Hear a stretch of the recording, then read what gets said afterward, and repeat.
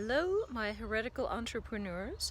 I hope that you are all hanging in there, and I hope that you have good things to read and things to think about. I personally am still reading this wonderful book. It is really a doorstop of a book, but it's also really awesome, and it will transform how you understand the entire world. Yes, Debt by David Graeber. And today I had an aha moment.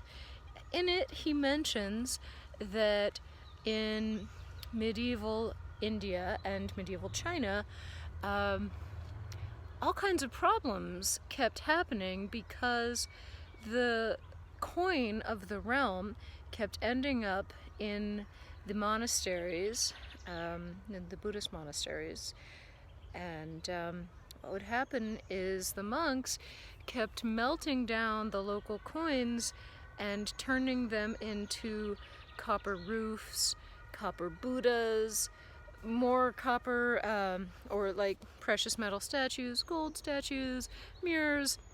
They were taking the money and turning it into basically home decor. And in both countries, this caused all kinds of problems. The government would often have to impose sweeping reforms because they would literally run out of money to make coins out of, because all of the coins had been turned into statues over in the monasteries. And the local peasants would be even more in debt, and so basically everybody was losing except for the monasteries. So I was just thinking about how interesting that was, that something that some people viewed as money, and that they used for mostly survival, peasants, but also the government used it for profit.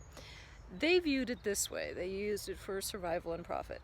And then the monks used it basically to consolidate power, to take power away from others, and also to make their monasteries look pretty, and to talk about how great the gods were. And then I, of course, also got to thinking about in the West, for instance, how in the Catholic Church, the buying of indulgences was very popular. You could do all kinds of bad things, and as long as you paid the church for every bad thing that you did, it was fine.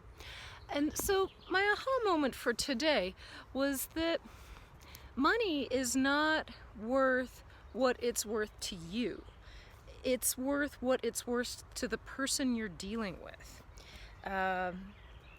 So for instance, if a piece of metal is worth a roof tile to you, that doesn't really matter. What really matters is that same piece of metal that you're viewing as a roof tile would count as, say, 3 months of rice for a peasant, or a piece of income for a feudal lord.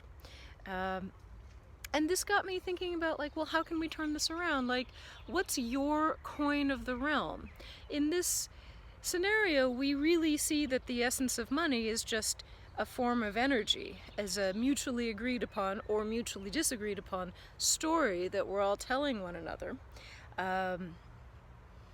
So I'm thinking, what's your coin of the realm? What's your energy? What's your currency? And we're used to thinking of it in terms of what's it worth to us, but really, what's it worth to the other guy? Let's say, for instance, that you are incredibly charming and delightful at cocktail parties. Great. And that just stems from you naturally, you were born this way. It just falls off you. It would you would herniate something if you had to repress the charm. I understand. That's nice. To you, maybe it's not worth that much. But think about that person over there with their startup company who's super good at the tech, and who's super good at the math, and who's super good at the computing and the clicking and the double clicking, but their ability to get funds depends entirely on their ability to charm investors, especially right now. Their ability to get ahead in business depends on their ability to successfully negotiate, which is another way of saying charming people. So suddenly that charm of yours that you use for like maybe getting a free cocktail out of a cute bartender suddenly becomes worth whatever the potential final net worth of a new startup company is. Suddenly we're talking about something that is worth, I don't know how much, millions of rupees, billions of rupees, trillions of rupees, so many shekels. So I just encourage you to figure out what's your coin of the realm and stop thinking about what it's worth to you. Think about what it's worth to the other person. Figure that out and message me to work with me at jordanadelfeld.com.